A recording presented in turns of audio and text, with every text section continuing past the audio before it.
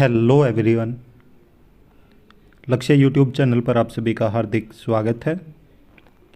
उम्मीद है कि आप सभी की तैयारी बहुत अच्छे से चल रही होगी और हमारे द्वारा जो वीडियो आपको मिल रहे हैं वो भी आपको पसंद आ रहे होंगे। तो चलिए आज हम अपने इस वीडियो में एक नया टॉपिक कवर करने वाले हैं जो कि आपकी तैयारी को और भी बेहतर बनाएगा। तो जैसा कि आप सभी जानते हैं कि हमने फर्स्ट पेपर जो कि आपका इंट्रोडक्शन टू डिसेबिलिटी है वो स्टार्ट किया हुआ है और उसी का ये फर्स्ट यूनिट का 4 टॉपिक आज हम कवर करने वाले हैं। इससे पहले हमने तीनों टॉपिक कवर करवा दिए हैं और आज हम ये अब 4 टॉपिक कवर करने वाले हैं। तो यहाँ पे आप देख रहे हो कि आपका 4 टॉपिक है an overview of causes, prevention, prevalence and demographic profile of disability, national and international. तो आपको यहाँ पे जो डिसेबिलिटी के कॉजेज बताने हैं, प्रिवेंशन बताना है, प्रिविलेंस बताने हैं और डेमोग्राफिक जो प्रोफाइल है वो बतानी है जो कि नेशनल और इंटरनेशनल लेवल पे। तो सबसे पहले हम यहाँ पे डिसेबिलिटी के बारे में जानेंगे कि डिसेबिलिटी क्या होती है और उसके बाद फिर इसके कॉजेज, प्रिवेंशन और जो भी प्रिविलेंस है और डेमोग्राफिक जो प्रोफाइल है उन सब के बारे में भी एक के बाद एक करके बात करने वाले हैं। तो वीडियो में आगे बढ़ने से पहले आप वीडियो को लाइक ज़रूर कर दें, साथ में अपने सभी जो भी आपके क्लासमेट्स हैं उनके साथ और जो भी आप जिनको भी जानते हैं जो भी डिप्लोमा कर रहे हैं तो उनके साथ भी इस वीडियो को ज़रूर शेयर कर दें। तो चलिए सबसे पहले देखते हैं अक्षमता का क्या अर्थ होता है, मतलब मीनिंग ऑफ डिसेबिलिटी। क्षति या विकलांगता का परिणाम होता है अक्षमता। तो जो भी क्षति या विकलांगता होती है तो उन्हीं के परिणाम स्वरूप अक्षमता होती है, जिससे व्यक्ति उन सभी सुविधाओं का लाभ उठाने से वंचित रह जाता है जो साधारण व्यक्ति के लिए उपलब्ध हैं। जो भी सुविधाएं, जो भी लाभ एक साधारण व्यक्ति के लिए होते हैं तो जो भी अक्षमता ग्रस्त व्यक्ति होता है तो वो उनसे वंचित रह जाता है और इस तरह अक्षम व्यक्ति के क्रियाकलाप सीमित हो जाते हैं। तो एक अक्षम व्यक्ति के जो क्रियाकलाप हैं वो सीमित हो जाते हैं, क्योंकि जो क्रियाकलाप एक सामान्य व्यक्ति कर सकता है उन क्रियाकलाप को एक जो विकलांग या अक्षमताग्रस्त व्यक्ति है वो नहीं कर सकता। उदाहरण के लिए आप देख सकते हैं कि हमने कल आपको क्षति, विकलांगता और अक्षमता के बारे में भी बताया था और आज फिर एक बार समझा रहे हैं कि इनमें क्या डिफरेंसेस होते हैं। क्षति, जैसे अगर कोई भी आपकी आंख में चोट लग जाती है तो वो क्या होगी, क्षति हुई। मतलब अगर आपको अंधापन है तो वो क्षति है, वो इम्पेयरमेंट है। तो वो विकलांगता कब होगा, जब आप उसके कारण देख नहीं सकते। अगर आपको देखने में कठिनाई होगी तो वो क्या हुई, वो आपकी विकलांगता हुई। और अक्षमता क्या होगी आपकी, अगर आप उसके कारण पढ़ नहीं सकते तो वो आपकी अक्षमता हुई। जो आपकी क्षमता थी पहले कि जिस आंख से आप देख सकते थे, जो पढ़ सकते थे, और उसी आंख के कारण अब आप पढ़ने में अक्षम नहीं हैं तो आप की ये अक्षमता हुई। ऐसे ही अगर आप बधिरता है तो बधिरता में क्या होगा, आप सुन नहीं सकेंगे, सुनने में आपको कठिनाई होगी तो उससे आपकी अक्षमता क्या हुई, दिशा बताने और पूछ नहीं सकते। तो इन चीज़ों में, क्योंकि अगर आप बोल नहीं पाओगे तो ना तो किसी को बता पाओगे और ना ही किसी से पूछ पाओगे। तो अगर आपको बधिरता है तो आप सुन नहीं सकते और सुनने में आपको कठिनाई है, बोलने में कठिनाई है, तो क्या होगा कि आप दिशा बताने और पूछ सकने में सक्षम नहीं होंगे, जो आपकी अक्षमता होगी, जो आपकी डिसेबिलिटी होगी। अगर आपको पैरों का लोप है तो आप चल नहीं सकते, चलने में आपको कठिनाई होगी, तो आपकी डिसेबिलिटी क्या हुई वहाँ पे कि सीढ़ियाँ चढ़ नहीं सकते। और इसी तरह जो मानसिक मनता अगर क्षति है आपको तो विकलांगता क्या हुई आपकी कि स्वतंत्र रूप से कपड़े पहनना और नहीं पहन सकते आप।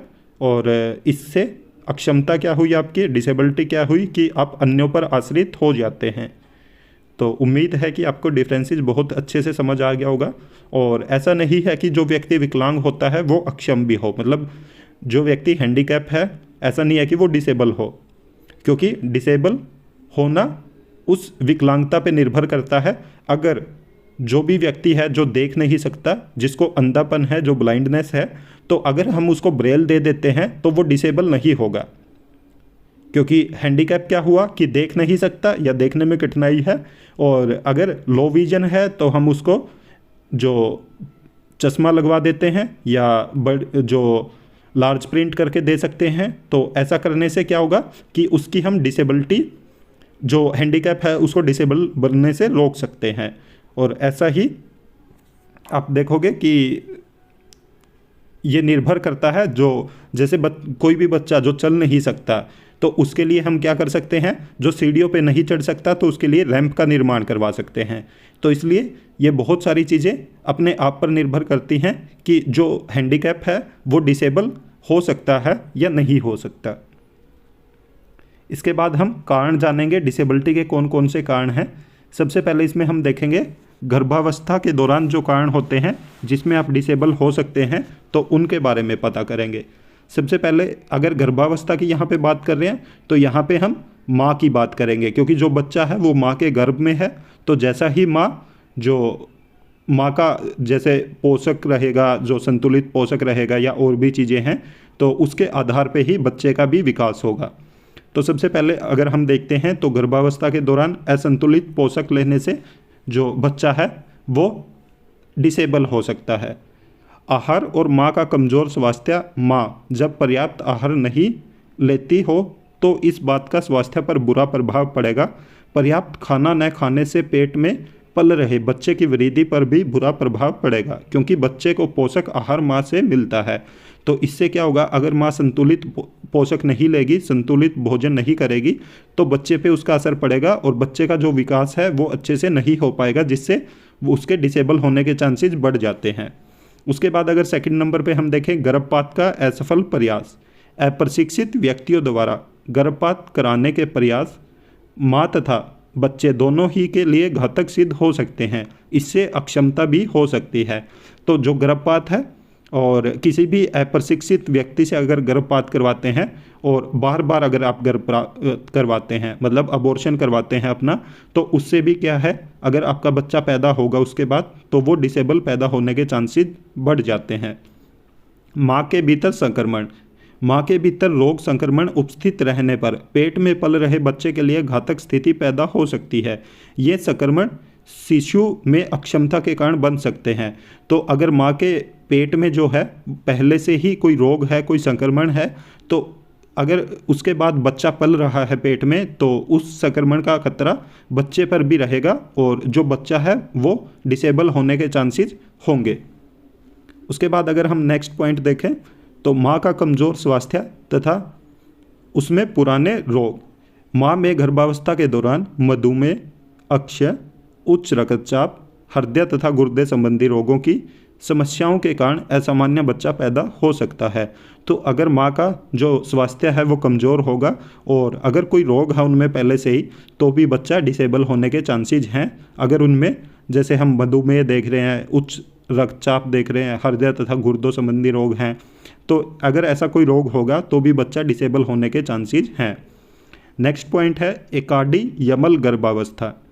जब माँ जुड़वां बच्चे को गर्भवती होती हो तो प्रसव में माँ को अत्यधिक कठिनाई, कम बाहर वाले शिशुओं का जन्म या असामयिक प्रसव होता है और ये सभी कारण बच्चे के अक्षमता होने के जोखिम हो सकते हैं।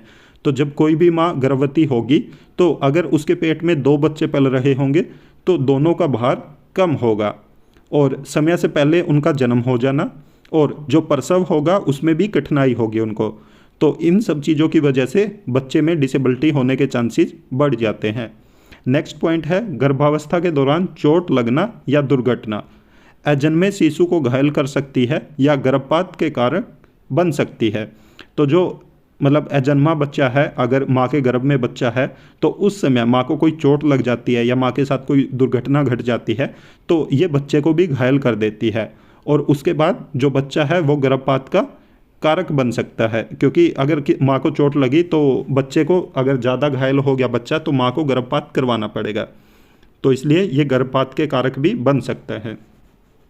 उसके बाद हम देखेंगे कि माँ की उम्र। जब माँ की उम्र 18 वर्ष से कम होती हो तो उसका शरीर गर्भ धारण करने योग्य नहीं होता। इसी तरह जब माँ की उम्र 35 वर्ष से ऊपर होती हो तो प्रथम गर्भावस्था की जटिलताएं बढ़ जाती है और गर्भधारण भी कठिन हो जाता है। गर्भावस्था की सर्वोत्तम अवधि 20 से 30 वर्षों के बीच की होती है। तो आप देख सकते हो कि अगर माँ की उम्र कम है तब भी बच्चा डिसेबल होने के चांसेज है, और अगर ज़्यादा है तब भी चांसेज हैं। तो इसलिए अगर माँ की उम्र 20 से 30 वर्ष के बीच में है तो ही सर्वोत्तम अवधि है कि बच्चे को पैदा करने की। उसके बाद अधिक संख्या में गर्भधारण। माँ द्वारा बारंबार गर्भधारण से माँ कमज़ोर हो जाती है, जिसके कारण शिशु पर कुप्रभाव पड़ता है।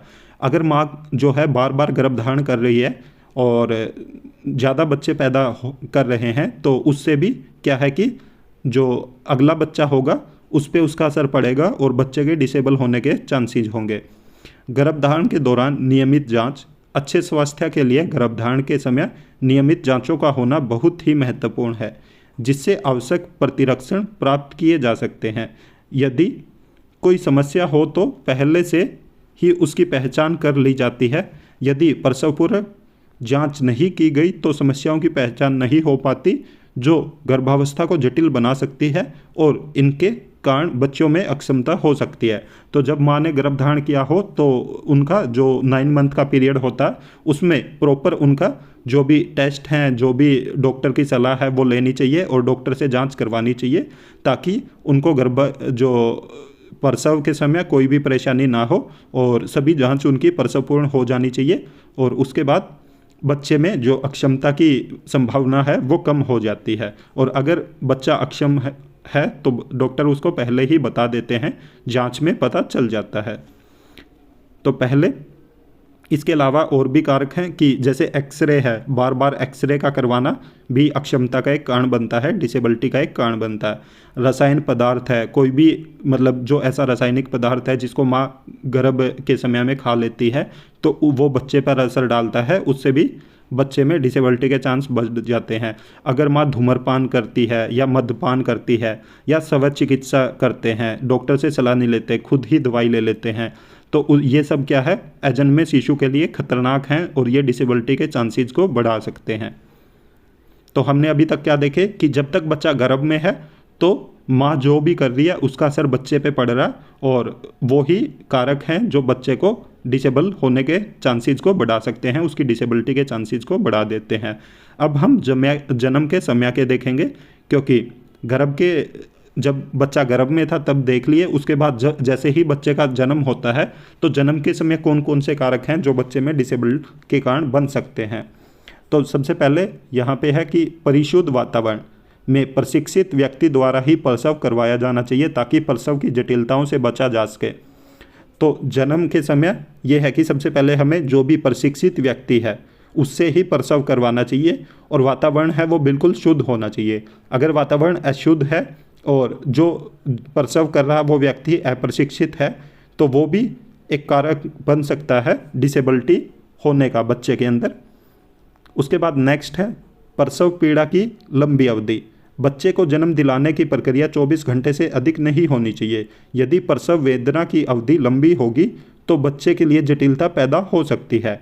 तो जो प्रसव पीड़ा होती है उसकी अवधि है वो 24 घंटे से अधिक नहीं होनी चाहिए, और अगर उससे अधिक हो गई तो बच्चे में डिसेबिलिटी के चांसेस बढ़ जाते हैं। नेक्स्ट पॉइंट है कष्टदायक प्रसव। जब शिशु आकार में बड़ा हो या बच्चे के जन्म का मार्ग सकरा हो या बच्चा असामान्य अवस्थिति में हो तो प्रसव कष्टप्रद होता है। तो इनमें से अगर कोई भी कंडीशन है, जैसे अगर शिशु का आकार बड़ा है या बच्चा के जन्म का जो मार्ग है वो संकरा है, और अगर बच्चे की अवस्थिति सही नहीं है तो भी बच्चे का जो प्रसव है वो कष्टदायक होगा, और उसके कारण बच्चे में डिसेबिलिटी के चांसेस होने के जो चांस है वो बढ़ जाते हैं। उसके बाद है कि शुष्क प्रसव। बच्चे के जन्म की प्रक्रिया से पूर्व ही यदि तरल पदार्थ बह जाता है तो जन्म की प्रक्रिया कठिन हो जाती है और इससे बच्चा घायल भी हो सकता है। अगर जो प्रसव का टाइम है उस टाइम पे प्रसव शुष्क होता है और जो तरल पदार्थ है उससे प्रसव से पहले ही बह जाता है तो क्या होगा, जो प्रसव है वो शुष्क होगा और जिससे बच्चे के घायल होने के चांसेस बढ़ जाते हैं और जिससे उसमें डिसेबिलिटी के चांसेस भी बढ़ जाते हैं। नेक्स्ट पॉइंट देखेंगे हम, गले में अंतराव आंत। जन्म की प्रक्रिया के समय यदि बच्चे के गले में अंतराव आंत हो तो वह फंदे की तरह काम करती है और बच्चे की सांस को अवरुद्ध करती है। तो जो अतराफ आंत होती है ये बच्चे के गले में फंस जाती है और एक जैसे फांसी का फंदा लगाते हैं उसकी तरह ये काम करती है, और जिससे बच्चे की सांस रुक जाती है और जिससे बच्चे की डेथ तक हो सकती है। और डिसेबिलिटी के चांस, अगर बच्चे की डेथ नहीं होती तो डिसेबिलिटी के चांसेस ज़रूर बढ़ा देती है उसमें। नेक्स्ट पॉइंट है कि ये तमाम बातें बच्चे में अक्षमता का जोखिम बढ़ाती है और प्रसव प्रशिक्षित व्यक्तियों द्वारा करवाया जाना चाहिए। जैसे हमने पहले भी पढ़ा है कि जो प्रसव है वो प्रशिक्षित व्यक्तियों द्वारा ही करवाया जाना चाहिए। अगर हम किसी भी अप्रशिक्षित व्यक्ति द्वारा करवाएंगे तो उससे भी डिसेबिलिटी के चांसेस बढ़ सकते हैं और बच्चा आपका अक्षमता युक्त पैदा हो सकता है। अब हमने जन्म के समय के भी देख लिए, अब देखेंगे हम कि जन्म के बाद कौन कौन से कारक हैं जो बच्चे में अक्षमता के कारक बनते हैं। बच्चे के पैदा होने के बाद बच्चे की माँ तथा अन्य पारिवारिक सदस्यों को बच्चे की सामान्य वृद्धि तथा विकास पर डॉक्टर की सलाह के अनुसार बहुत अच्छी देखभाल करनी चाहिए। यदि बच्चा अपने जन्म की अवधि के दौरान या पैदा होने के बाद पहले महीने में निम्न में से किसी समस्याओं का सामना करता हो तो उसे तत्काल डॉक्टर के पास ले जाकर चिकित्सा सहायता ली जानी चाहिए, अन्यथा उसकी जटिलताएं उसे अक्षम बना सकती हैं। निम्न लक्षणों वाले बच्चे पर पूरा ध्यान दिया जा सकता है। तो नीचे कुछ लक्षण बताए गए हैं, अगर इनमें से आपको कुछ भी लगता है जन्म के बाद अगर बच्चे में ये लक्षण पाए जाते हैं तो तुरंत डॉक्टर को दिखाना चाहिए और डॉक्टर की सलाह लेके बच्चे की अच्छे से देखभाल करनी चाहिए। तो जन्म के बाद अगर हम सबसे पहले देखें तो जैसे ही बच्चा पैदा होता है तो तुरंत बच्चा रोता है। तो पैदा होते ही अगर बच्चा रोए तो अच्छी बात है, अगर पैदा होते समय रोने में देरी हुई तो आपको डॉक्टर की सलाह ज़रूर लेनी चाहिए और बच्चे को डॉक्टर की सलाह के अनुसार उसकी देखभाल करनी चाहिए, क्योंकि बच्चा जितना लेट रोएगा तो उतने ही उसमें डिसेबिलिटी के चांसेस बढ़ जाते हैं। और क्योंकि बच्चे में जो ऑक्सीजन लेवल है वो नहीं पहुंच पाता है और बच्चा मानसिक मंदा का शिकार हो सकता है, जो बच्चे का ब्रेन है वो अच्छे से डेवलप नहीं हो पाएगा। तो इसलिए बच्चे के पैदा होते ही रोना बहुत ज़रूरी है। और यदि बच्चे का रंग नीला, पीला या फीका हो तो भी बच्चे में डिसेबिलिटी के चांसेस बढ़ जाते हैं, तो आपको डॉक्टर की सलाह ज़रूर लेनी चाहिए। और जो बच्चा है उसमें अगर सांस लेने में उसको कोई समस्या हो रही है तो भी डिसेबिलिटी के चांसेस बढ़ जाते हैं, तो इसके लिए भी आपको डॉक्टर को तुरंत दिखाना चाहिए और डॉक्टर की सलाह के अनुसार आपको बच्चे की देखभाल करनी चाहिए। शरीर में असामान्य कंपन होता हो या झटके आते हों, तो अगर बच्चे के शरीर में कोई भी असामान्य कंपन है या बच्चे को झटके आते हैं तो भी आपको तुरंत डॉक्टर को दिखाना चाहिए। नेक्स्ट पॉइंट है पोषण की कठिनाइयाँ। जब शिशु पोषक पदार्थ न लेता हो या दूध पीने में या निगलने में कठिनाई होती हो या बार बार के कर लेता हो, मतलब अगर बच्चे को दूध पीने में कठिनाई है और जो भी पोषक पदार्थ है उनको निगलने में कठिनाई है तो भी आपको तुरंत बच्चे को दिखाना चाहिए और डॉक्टर से सलाह लेनी चाहिए और डॉक्टर की सलाह के अनुसार बच्चे पर काम करना चाहिए, नहीं तो बच्चे के अंदर डिसेबिलिटी के चांसेस बढ़ जाते हैं। अगर बच्चा सुस्त, निश्चेष्ट या अत्यधिक रोने वाला हो तो भी आपको तुरंत डॉक्टर को दिखाना चाहिए और डॉक्टर की सलाह के अनुसार बच्चे को ट्रीटमेंट देना चाहिए। नेक्स्ट पॉइंट हम यहाँ पे देखेंगे कि जन्मजात विकृतियाँ। बच्चा हाथ पैर की विकृतियाँ, असामान्य आकार और परिमाण वाले सिर, रीढ़ और आँखों की विकृतियाँ आदि के साथ पैदा होता हो। जैसे कुछ बच्चे हैं जिनके जो हाथ पैर में विकृतियाँ होती है या जो सिर है वो उसका आकार असामान्य होता है और जो रीढ़ की हड्डी है या आँखों में विकृति के साथ पैदा होता है, तो बच्चा जब विकृति के साथ पैदा होता है तो तुरंत आपको डॉक्टर को उसको दिखाना चाहिए और डॉक्टर की सलाह के अनुसार बच्चे को ट्रीटमेंट देना चाहिए, नहीं तो ये चीज़ें आगे बढ़ के बच्चे में डिसेबिलिटी के कारण को बढ़ा देती हैं। नेक्स्ट पॉइंट है कि चेहरे की असामान्य आकृति, जैसे नीचे की ओर झुके कान, भेंगी आँखें, कटे होठ या विदीर्ण तालु होता हो, तो इनमें से अगर कोई भी आपको विशेषता दिख रही है बच्चे में तो भी आपको तुरंत डॉक्टर को दिखाना चाहिए और बच्चे का तुरंत ट्रीटमेंट स्टार्ट करवाना चाहिए। नेक्स्ट पॉइंट है कि विकास अवधि के दौरान दिमागी बुखार, गंभीर पेचिश, कुपोषण और चोटें, दुर्घटनाएं आदि के कारण भी अक्षमताओं की संभावना बढ़ जा सकती है। तो जब बच्चा अपनी डेवलपमेंटल स्टेज में होता है, जो विकास की उसकी अवधि है, अगर उसमें इनमें से कोई भी बच्चे को प्रॉब्लम हो जाती है तो ये भी बच्चे में डिसेबिलिटी की संभावना को बढ़ा देती है। जब शिशु में उपयुक्त में से कोई जटिलता हो तो उसे तुरंत डॉक्टर के पास ले जाना चाहिए। तो अगर आपको जो भी ऊपर हमने विशेषताएं बताई हैं, अगर इनमें से बच्चे में कोई भी आपको दिखे, कोई भी आपको बच्चे में ऐसा लगे कि बच्चा इनमें से किसी भी पॉइंट में आ रहा है, तो आपको तुरंत डॉक्टर को दिखाना चाहिए और डॉक्टर से सलाह लेनी चाहिए। नहीं तो ये सब चीज़ें आगे बढ़ के बच्चे में डिसेबिलिटी के कारक को बढ़ा देती हैं। अगर हम आगे देखें तो यहाँ पे हमने बात कर ली जो डिसेबिलिटी के कॉजेज थे उनके बारे में। उसमें हमने 3 स्टेजेस देखी। जब बच्चा गर्भ में होता है तब हमने जाना, जब बच्चे का जन्म हो रहा होता है उस समय कि जन्म के समय, और जन्म के बाद। यहाँ पे 3 स्टेजेज में हमने डिवाइड किया है कि कौन कौन से कारक होते हैं, क्योंकि जो गर्भ के समय होते हैं, गर्भ के समय अगर हम देखें तो तकरीबन माँ के ऊपर निर्भर करता है कि बच्चा में जो डिसेबिलिटी के कारण है वो माँ के आधार पे ही तय होते हैं। अगर हम जन्म के समय देखें तो जन्म के समय वहाँ का इन्वायरमेंट और जो फैसिलिटीज़ हैं, जो डॉक्टर हैं, उन पे डिपेंड करता है कि बच्चा कैसा पैदा होगा। और जन्म के बाद के अगर देखें तो वो बच्चे पे निर्भर करते हैं और बच्चे के पेरेंट्स पे, क्योंकि जब बच्चा छोटा होता है तो पेरेंट्स ही ऑब्जर्वेशन करते हैं और उसी के आधार पे फिर वो डॉक्टर से सलाह लेके तो बच्चे का ट्रीटमेंट करवाते हैं। तो इसलिए अब हम देखेंगे अक्षमता की रोकथाम, मतलब जो डिसेबिलिटी है कि उसकी रोकथाम हम कैसे कर सकते हैं। तो कोजेज देख लिए, अब प्रिवेंशन की बात करेंगे। तो प्रिवेंशन में भी ऐसे ही हम सबसे पहले गर्भावस्था के दौरान देखेंगे कि जैसे हमने वहाँ पे देखा था कि अगर पौष्टिक भोजन नहीं करेंगे तो क्या वो डिसेबिलिटी का कारण बन जाएंगे। और यहाँ पे अगर हम देखें तो यहाँ पे वही है कि पौष्टिक भोजन अगर करेंगे तो वो प्रिवेंशन हो जाएगा, मतलब वो एक रोकथाम का उपाय हो जाएगा कि वो जो बच्चा विकलांग पैदा हो सकता है या अक्षम पैदा हो सकता है तो उसकी रोकथाम का उपाय हम कर सकते हैं। क्योंकि जब बच्चा पेट में होगा तो माँ को हम अगर पौष्टिक आहार देंगे तो उससे बच्चा क्या होगा, स्वस्थ पैदा होगा और बच्चे में जो डिसेबिलिटी के चांसेस हैं उनको कम किया जा सकता है। और अपने चारों ओर स्वस्थ एवं साफ सुथरा वातावरण रखकर, तो महिला को चाहिए कि वह अपने चारों ओर का वातावरण साफ सुथरा व स्वस्थ रखे। उसे अपने हाथों को अच्छी तरह से धोना चाहिए और साफ़ खाना और साफ़ जल आदि लेना चाहिए।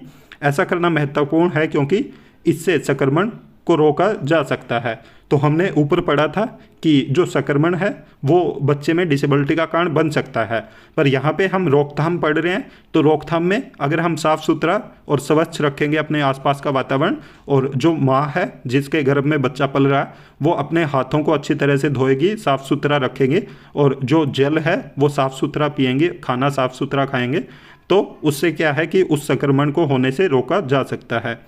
उसके बाद है अच्छे स्वास्थ्य का अनुरक्षण। अपने स्वास्थ्य को अच्छा रखने के लिए गर्भावस्था के दौरान स्त्री को स्वास्थ्य परीक्षण के लिए निरंतर डॉक्टर के पास जाते रहना चाहिए। अच्छे स्वास्थ्य का अर्थ यह है कि स्त्री को खसरा, चेचक, एड्स जैसे संक्रामक रोग तथा मधुमेह, रक्तचाप आदि जैसी बीमारियां नहीं होनी चाहिए। उसे पर्याप्त व नियमित रूप से कसरत भी करनी चाहिए। तो ऊपर हमने कोजेज में पढ़ा था अगर माँ को ये सब बीमारियां होंगी तो बच्चा उससे डिसेबल हो सकता है। और अगर माँ इनकी अच्छे से ट्रीटमेंट करवाए और डॉक्टर से सलाह ले जब वह पेट उनके गर्भ में बच्चा है, तो इससे क्या है कि बच्चे में डिसेबिलिटी के चांसेस को हम कम कर सकते हैं और उसको रोका जा सकता है। गर्भावस्था के दौरान नियमित स्वास्थ्य परीक्षण अक्षमता की रोकथाम में सहायक हो सकते हैं। निम्न बातों से दूर रहना चाहिए। तो जब बच्चा गर्भ में है तो उस समय पे हमें क्या क्या नहीं करना चाहिए, अनावश्यक दवाइयाँ लेते रहना या स्व चिकित्सा, ये नहीं करना चाहिए कि हमें खुद ही हम अपनी चिकित्सा कर रहे हैं बिना डॉक्टर की सलाह से और अनावश्यक ही दवाइयाँ ले रहे हैं। गर्भपात कर लेने के प्रयास, तो गर्भपात नहीं करवाना चाहिए हमें। और संक्रामक बीमारियों से आरक्षिता, मतलब जो भी संक्रामक बीमारियां हैं उनसे बचाव करना चाहिए। एक्सरे से भी बचना चाहिए क्योंकि एक्सरे करवाना चाहिए बट बहुत कम एक्सरे करवाने चाहिए। ये नहीं है कि आप हर महीने अपना एक्सरे करवा रहे हैं, तो उसकी टाइम लिमिट होती है कि आप कितने एक्सरे करवा सकते हैं 9 मंथ में, तो 2 से 3 एक्सरे आप करवा सकते हैं। नशीले व जहरीले पदार्थों से आरक्षिता, तो जो नशीले और जहरीले पदार्थ होते हैं उनसे भी बचाव रखना चाहिए। धूम्रपान और तंबाकू खाने से बचाव करना चाहिए। शराब पीने से बचना चाहिए। चोटें और दुर्घटनाओं से बचना चाहिए और अत्यधिक मेहनत करने से भी बचना चाहिए, क्योंकि आप अत्यधिक मेहनत करोगे तो उसका असर बच्चे पे पड़ेगा। और लंबी व थका देने वाली यात्रा करना, और विशेषकर गर्भावस्था के अंतिम सप्ताह में। तो जो गर्भावस्था का अंतिम सप्ताह है उसमें आपको लंबी व थका देने वाली यात्रा भी नहीं करनी है। तो ये हमने देखा कि गर्भावस्था के दौरान कौन कौन से जो हम रोकथाम कर सकते हैं जिससे बच्चे को डिसेबल होने से बचाया जा सकता है। इसके बाद हम देखेंगे प्रसव के दौरान कि कौन कौन सी देखभाल है जो हम कर सकते हैं। प्रसव के दौरान साफ सुथरे स्थान और वातावरण में और प्रशिक्षित व्यक्ति द्वारा ही प्रसव करवाया जाए। अनावश्यक चालाकी नहीं करनी चाहिए। शिशु की देखभाल बड़ी नज़ाकत के साथ की जाए। नाभि की आंत जीवाणुहीन चाकू से काटनी चाहिए। यदि प्रसव असामान्य हो या उसमें कठिनाई प्रतीत हो तो मां को अविलंब नज़दीकी अस्पताल ले जाया जाए। इस बात को सुनिश्चित किया जाए कि शिशु के जन्म के पश्चात बड़ी ही सतर्कता से गर्भाशय रक्तस्राव नियंत्रण के उपाय किए जाएं। प्रसव के तत्काल बाद मां को कुछ घंटे विश्राम करने दिया जाए। तो जैसे ही प्रसव के दौरान जो जो चीज़ें हमने ऊपर पढ़ी हैं जो कारण बनती थी, तो अगर हम उन सभी चीज़ों का ध्यान रखेंगे यहाँ पे, जैसे साफ़ सुथरा जो वातावरण हो और प्रशिक्षित व्यक्ति हो जो डिलीवरी करवाएगा, और जो हम बच्चे के जो नाभि की आंत काटते हैं वो जीवाणुहीन चाकू से काटनी चाहिए। शिशु की देखभाल बड़ी नज़ाकत से करनी चाहिए। और अगर माँ को ज़्यादा कठिनाई हो रही है तो उनको नज़दीकी हॉस्पिटल में एडमिट करवाया जाना चाहिए। और जो माँ के गर्भाशय से रक्तस्राव हो रहा है उसको नियंत्रित किया जाना चाहिए। प्रसव के बाद माँ को तुरंत कुछ घंटे विश्राम करने के लिए दिया जाना चाहिए। तो ये सभी चीज़ें हैं। अगर हम ये बहुत अच्छे से जो प्रसव के दौरान इन सब चीज़ों का ध्यान रखते हैं तो बच्चे में डिसेबिलिटी के चांसेस को कम किया जा सकता है और उसकी रोकथाम की जा सकती है। अब हम देखेंगे प्रसव पूर्व। इससे ऊपर पढ़ा था हमने कि प्रसव के दौरान जब प्रसव हो रहा है उस समय, और अब हम पढ़ेंगे प्रसव पूर्व जब प्रसव हो चुका है उसके तुरंत बाद क्या करना चाहिए। प्रसव के बाद नवजात शिशु की उचित देखभाल बहुत आवश्यक है। पैदा होने के तुरंत बाद बच्चे को स्तनपान कराया जाना चाहिए। यदि बच्चे को बुखार, पीलिया, फिट्स आदि आते हों या नींद की समस्या व श्वसन समस्या, मलमूत्र विसर्जन असामान्य रूप से होता हो तो उसे तुरंत डॉक्टर को दिखाया जाना चाहिए। समग्र रूप से देखभाल करने पर भावी जटिलताओं से बचा जा सकता है, अन्यथा ये जटिलताएं अक्षमता के लिए रास्ता बना देंगे। अगर हम इन सब चीज़ों का ध्यान रखेंगे तो बच्चे को डिसेबिलिटी से बचाया जा सकता है। अब उसके बाद देखेंगे कि जन्म के बाद शिशु वर्धन की नियमित मॉनिटरिंग, अच्छे और पर्याप्त भोजन से सामान्य वर्धन एवं विकास सुनिश्चित होता है। यह अवश्य देखा जाना चाहिए कि शिशु का भार बढ़े और वह चुस्त रहे। इससे माता पिता को मदद मिलेगी कि उनके शिशु में कोई अक्षमता न हो और न ही होगी। अगर बच्चे की हम नियंत्रण मॉनिटरिंग करेंगे और उसको स्वस्थ भोजन देंगे और बच्चे को जो भार है वो बढ़ रहा होगा और बच्चा सुस्त रहेगा, तो उसमें जो अक्षमता है वो न तो होगी और इन फ्यूचर भी होने के चांसेस कम हो जाते हैं। उचित पोषक तत्व जो बच्चा है उसको, मतलब अगर बच्चा आपको कुपोषित लग रहा है तो उसको आपको उचित पोषक देना चाहिए और अपने आस पड़ोस के वातावरण में दिलचस्पी नहीं दिखाता, और इससे बच्चे के बढ़ते दिमाग पर बुरा असर पड़कर किसी भी प्रकार की विकलांगता हो सकती है। तो अगर बच्चा है हमेशा बीमार रहता है और जो अपना आसपास का वातावरण है उसमें कोई दिलचस्पी नहीं दिखा रहा है, तो ये क्या है, ये आगे चल के जो डिसेबिलिटी का कारण बन सकता है। तो इसलिए बच्चे को हमेशा उचित भोजन और समय पे दिया जाना चाहिए जिसमें उचित पोषक तत्व होने चाहिए। शिशु पालन अभ्यास, इसका तात्पर्य यह है कि शिशु को पालने के उत्तम गुण या तरीके माँ को मालूम होने चाहिए। माँ को बच्चे को नहलाना, खिलाना, पिलाना और उसके उचित विकास के लिए देखभाल करना आना चाहिए। उसे अपने बच्चे को अनुशासित बनाने तथा उसके लिए अच्छे से अच्छा करने का ज्ञान होना चाहिए। मतलब माँ को शिशु पालन का अभ्यास होना चाहिए, उनको पता होना चाहिए कि बच्चे को कैसे नहलाया जाता है, कैसे खिलाया पिलाया जाता है, कैसे उसका हम उचित जो विकास है वो कर सकते हैं। अगर माँ को ये सब चीज़ें पता होगी तो बच्चा स्वस्थ पैदा होगा और स्वस्थ विकास होगा उसका। प्रतिरक्षण, माँ को मालूम होना चाहिए कि प्रतिरक्षण बच्चे को हानिकारक संक्रमणों से बचा सकता है। माता पिता को चाहिए कि वे नियमित रूप से बच्चे को प्रतिरक्षण के लिए ले जाएं, जिससे कि भविष्य में होने वाली विकलांगताओं से उसकी हिफाजत की जा सके।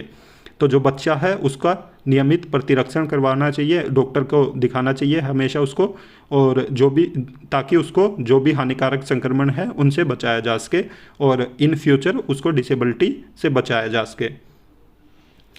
चोटों, दुर्घटनाओं, जल जाने और पानी में डूब जाने जैसी शारीरिक यातनाओं से बचाव। तो बच्चे को इन सभी चीज़ों से भी बचाना चाहिए, क्योंकि अगर इनमें से बच्चे को कुछ भी हो जाता है तो उससे बच्चे के अंदर डिसेबिलिटी होने के चांसेस बढ़ जाते हैं। और अगर नज़दीकी रक्त संबंधियों के बीच शादी कर देते हैं तो उससे भी बच्चे में डिसेबिलिटी के चांसेस बढ़ जाते हैं। तो इसलिए नज़दीकी रक्त संबंधियों में कभी भी शादी नहीं करनी चाहिए। उसके बाद है जननिक परामर्श। यदि प्रत्येक माँ स्त्री को इस विषय की जानकारी हासिल करा दी जाए तो इससे अक्षमता की संभावना को काफ़ी हद तक कम करने में मदद मिलेगी।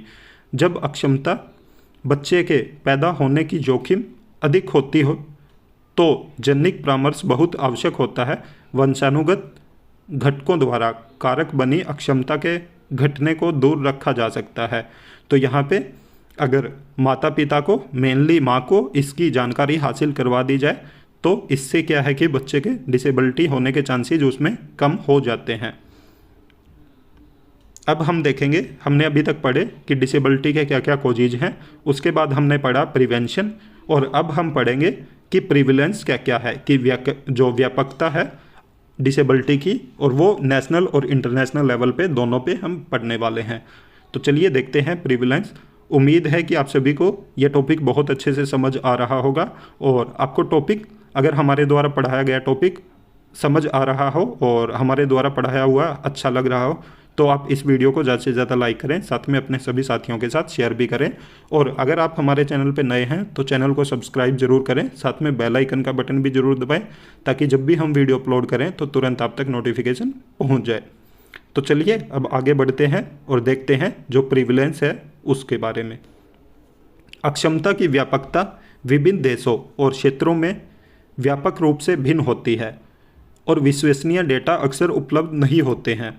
हालांकि कुछ अनुमान बताते हैं कि अक्षमता निम्न और मध्य आय वाले देशों में अधिक आम है, जहां स्वास्थ्य सेवा और पुनर्वास सेवाओं तक पहुंच सीमित हो सकती है। विश्व बैंक के अनुसार अक्षमता दुनिया भर में 1 अरब से अधिक लोगों को प्रभावित करती है, जिनमें से अधिकांश विकासशील देशों में रहते हैं। तो जो अक्षमता है वो क्या है कि इसके जो डाटा हैं वो इतने विश्वसनीय नहीं हैं, क्योंकि ये जो डाटा है वो एक अनुमान के आधार पे मतलब निर्धारित किया गया है, और इसमें बताया गया है कि जो डेवलप कंट्रीज हैं उनमें कम चांसेस होते हैं डिसेबिलिटी होने के। जो निम्न आय और मध्यम आय वाले, मतलब जो डेवलपिंग कंट्री हैं, तो उनमें ज़्यादा चांसेस होते हैं कि बच्चे के अक्षमता के। सबसे पहले हम वैश्विक स्तर पर पढ़ेंगे कि व्यापकता। हाल के आंकड़ों के अनुसार वैश्विक आबादी का लगभग 16% या लगभग 1.3 बिलियन लोग महत्वपूर्ण विकलांगताओं का अनुभव करते हैं। तो अगर हम वैश्विक जो इंटरनेशनल लेवल पे देखें प्रिविलेंस, व्यापकता, तो कितना है कि वैश्विक आबादी का 16%। और अगर हम इसको संख्या के आधार पे देखें तो 1.3 बिलियन लोग हैं जो विकलांगता का अनुभव कर रहे हैं। यह आंकड़ा जनसंख्या की उम्र बढ़ने और मधुमेह, हृदय संबंधी बीमारियों और मानसिक स्वास्थ्य विकारों जैसी पुरानी स्वास्थ्य स्थितियों में वृद्धि के कारण बढ़ रहा है। तो जैसे जैसे उम्र बढ़ती है तो वैसे वैसे ये आंकड़ा भी बढ़ता है। उसके बाद अगर हम बात करें राष्ट्रीय व्यापकता की, अगर हम नेशनल लेवल पे संयुक्त राज्य अमेरिका की देखें तो संयुक्त राज्य अमेरिका में विकलांगता की व्यापकता भी महत्वपूर्ण है। अनुमान है कि 12.8% आबादी किसी न किसी प्रकार की विकलांगता के साथ रहती है। तो अगर हमने इंटरनेशनल लेवल पे देखा था तो 16% था, और अगर हम नेशनल लेवल पे सिर्फ यूएसए में देखें तो 12.8% आबादी है जो किसी न किसी प्रकार की विकलांगता को अनुभव कर रही है। विकलांगताओं में कई प्रकार की कमजोरियां शामिल है, जिनमें गतिशीलता संबंधी समस्या सबसे आम है। तो इसमें सबसे आम कौन सी है? गतिशीलता संबंधी, जिसको हम लोकोमोटर डिसेबिलिटी के नाम से भी जानते हैं। 18 वर्ष और उससे अधिक आयु के वयस्कों में उम्र के साथ व्यापकता बढ़ती जाती है। जैसा हमने ऊपर भी पढ़ा कि जैसे जैसे आयु बढ़ती है वैसे वैसे जो विकलांगता है, अक्षमता है, उसके होने के चांसेस बढ़ते जाते हैं।